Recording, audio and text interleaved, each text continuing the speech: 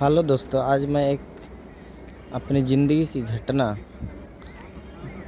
जो मेरे साथ घटा था उसके बारे एक शेयर करने चाह रहा हूँ, जो कि शायद सबकी ज़िंदगी में एक आध बार आता ही होगा, जो मेरे साथ भी हुआ था। होता क्या है ना, ज़िंदगी जब आदमी जीना चाहता है तो पढ़ाई लिखाई के बाद नौकरी ढूंढना चाहता है कि उसको कुछ नौकरी मिल जाए अच्छा सा और अपना काम करे, ज़िंदगी में कुछ करने की इच्छा होती है। तो मैं भी उन्हीं में से था। मैं भी नौकरी की इच्छा में इधर उधर ढूंढ ही रहा था नौकरी। तो वर्ष 2008 की घटना है, जब मैं कॉलेज की पढ़ाई पूरी की। उसके बाद कुछ इलेक्ट्रॉनिक्स का ट्रेनिंग लिया, ट्रेनिंग ख़त्म हो चुका था। उसके बाद कोचिंग सेंटर में ही एक ऐड आया था, दैनिक जागरण करके एक न्यूज़पेपर में, कि एक कंपनी, मल्टीनेशनल कंपनी में भारी संख्या में युवक युवतियों की ज़रूरत है। योग्यता 8वीं से लेके ग्रेजुएशन तक, मासिक आय 6,000 रुपया, इस तरह का ऐड आया था। तो मैं सोचा कि 6,000 की नौकरी है, मैं इंटरव्यू दे दूं। मैंने इंटरव्यू देने चला गया। अभी झारखंड रांची की बात है, मैं भी रांची का ही हूँ। हम लोग इंस्टीट्यूट से चारों लड़के चले गए इंटरव्यू के लिए। सबका सिलेक्शन हो गया। अब काम क्या है ये हमें मालूम नहीं था। उसमें लिखा हुआ था भारी संख्या में लड़के लड़कियों की ज़रूरत है, मासिक है 6,000 रुपया, मकान free, medical free, bonus free, promotion free, ऐसा कुछ था। तो हम लोग को जानकारी नहीं था कि क्या है। तो हम सोचे चल भाई 6,000 रुपया नौकरी, 6,000 रुपये की नौकरी लग गई है, क्या है, नौकरी मिल गई। चारों लड़के हम लोगों ने गए। अब शर्त क्या था कि ओरिजिनल सर्टिफिकेट जमा करना पड़ेगा, तब जाके आपका नौकरी होगा। मन में तो हुआ कुछ गड़बड़ होगा, लेकिन मैं सोचा कि 6,000 की नौकरी में क्या है, दे देता हूँ ओरिजिनल सर्टिफिकेट। मैंने बोर्ड एग्ज़ाम का मार्कशीट ही दे दिया। मार्कशीट ही मांगे थे वो लोग, वो भी ओरिजिनल, जेरोक्स नहीं चलेगा। चारों लड़के ज्वाइन कर लिए नौकरी।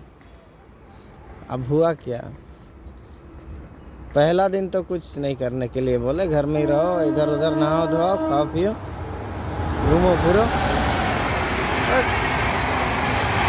अब दूसरा दिन एक साथ में लेके गया हम लोग को सिखाने के लिए काम कैसे करना है। मैं सोचा ऑफिस के अंदर काम होगा, बाहर होगा, क्या होगा, समझ में नहीं आया था। तो हम लोग को फील्ड में लेके चला गया। तो उसने अपने बैग में कम से कम 10-15 जोड़ी नहीं, पैकेट मोजा भर रखा था। और जैसे हम लोग फील्ड में पहुँचे, मार्केट में पहुँचे, उसने मोजा बेचना चालू किया। हम लोग खड़े हैं, 2 लड़के थे, 2 लड़का दूसरों के साथ, दूसरा लीडर के साथ, और हम लोग दूसरे के साथ थे। दिन भर उसने मोजा बेच बेच के दिखाया कि इस तरह से बेचना है, ये वो करना है। तो हमको ख़राब भी लग रहा था और अच्छा भी। मैं सोचा इसमें तो गलती कुछ नहीं है, बेचना है और पैसा मिलेगा, महीना ख़त्म होगा 6,000 रुपया आ जाएगा। यही सोच के मैं कुछ बोला नहीं, चुपचाप अपना काम चालू किया। 2 दिन ट्रेनिंग दिया, ट्रेनिंग ख़त्म हुआ। तीसरा दिन हमको भी वही थैला पकड़ा दिया गया, बैग। मैं भी चला गया। पहली बार मोजा बेच रहा हूँ रांची में। किसी से बात करने का हिम्मत नहीं, हिचकिचाहट हो रही थी, शुरुआत कहाँ से करूँ ऐसा। फिर भी 2 पैकेट मोजा मैंने शाम तक बेच दिया। मैंने 15 दूना 30 रुपया मैंने कमा लिया उस दिन का।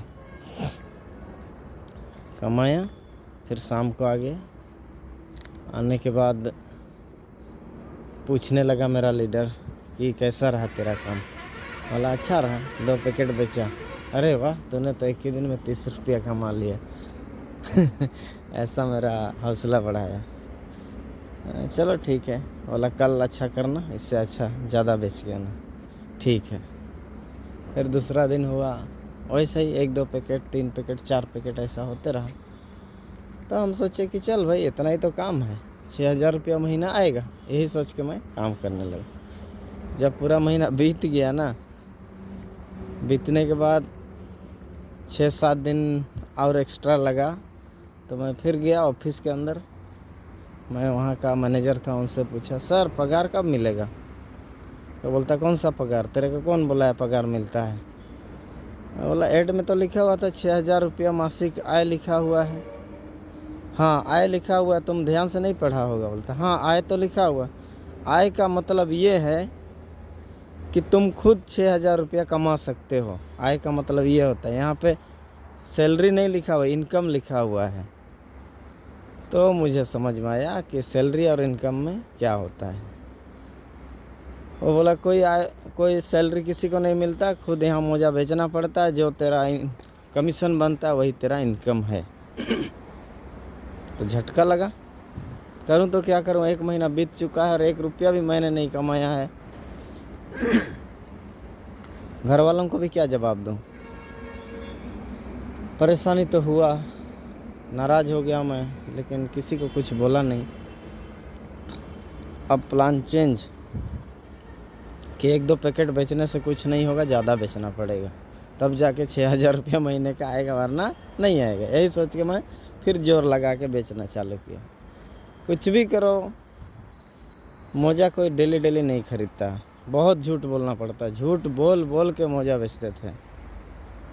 मेडिकेटेड है, कॉटन सॉक्स है, जलन बदबू चिपचिपाहट नहीं होगा, 1 सप्ताह तक बिना धुले पहने, बदबू नाम की चीज़ नहीं, ऐसा बोलते थे और मोजा बेचते थे।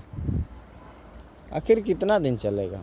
ऐसा करते करते मैंने 10 महीना लगा दिया उस कंपनी में, लेकिन कमाई 1 रुपया भी नहीं हुआ। जब मैं घर आया ना, तो जैसा चूहा को पानी में डुबा के निकालने से कैसा दिखता है, ऐसा हो गया था। पूरा शरीर सूख गया था, खाने पीने का ठिकाना नहीं, दिन भर चलते रहो पैदल, पूरा घूम घूम के बाज़ार में, गांव में, घर में, इधर उधर मोजा बेचो। आखिर कब तक चलेगा ऐसा? बहुत परेशान था। 10 महीना इंडिया में कई जगह मैंने घूमा, फिर वापस घर आया। घर वालों ने ताने सुनाए, तो ज़िंदगी में कुछ नहीं किया, इतना 10 महीना से 1 रुपया नहीं कमाया, तो किया ही क्या, इतना दिन से कर क्या रहा था, हम लोग को बताया क्यों नहीं? ऐसा ऐसा बहुत मेरा बड़ा भाई ने बोला। परेशान तो हुआ, फिर क्या करता हूँ। फिर मैं प्लानिंग किया कि अब मैं घर में नहीं रहूँगा, काम करने कहीं दूसरे जगह निकल जाऊँगा। मेरा बड़ा भाई को पता चल गया कि परदेश जाने वाला है, तो उसने मेरा सारा सर्टिफिकेट छुपा दिया। बाद में मेरे को जाने से रोक लिया, फिर मैं नहीं आया। कुछ महीना बाद फिर मेरा दोस्त गया था गुजरात से काम करके, उसी को मैंने बोला कि भाई मुझे भी काम करने ले चलो ना गुजरात। बोलता ठीक है ले जाऊंगा। उसके बाद मेरे को 2009 में गुजरात लेकर आया काम करने के लिए। उसके बाद 2009 जुलाई से मेरा ज़िंदगी का जो शुरुआत है वो थोड़ा पटरी में आया, वरना मैं पूरी तरह से बर्बाद हो गया था। 1 रुपया कमाने लायक नहीं था। वो भी क्यों? वो छोटी सी गलती की वजह से, क्योंकि मैंने मार्कशीट का ओरिजिनल सर्टिफिकेट जमा कर दिया था। वो कंपनी वालों ने रिटर्न भी नहीं किया। मार्कशीट के बगैर कहीं पे आप जॉब भी नहीं कर सकते, दिखाना पड़ता है। तो मेरा कहने का मतलब ये है कि जैसे ही लड़के बड़े हो जाते हैं, किसी का अपना अपना एक जुनून होता है कि ज़िंदगी में मैं कुछ करना चाहते हैं, ठीक है कीजिए, लेकिन पहले बड़ों का राय ज़रूर लीजिए, सलाह लीजिए कि है क्या चीज़। इस तरह से फ्रॉड वाली कंपनियां होती हैं जो अपनी फ़ायदा के लिए लड़कों को भर्ती लेते हैं और उनका खून चूस लेते हैं, एकदम निचोड़ के छोड़ देते हैं। इसलिए दोस्तों जब भी आप ज़िंदगी में कुछ करना चाहें तो अच्छी तरह से जांच पड़ताल कर लें, उसके बाद ही कोई काम की शुरुआत करें। धन्यवाद।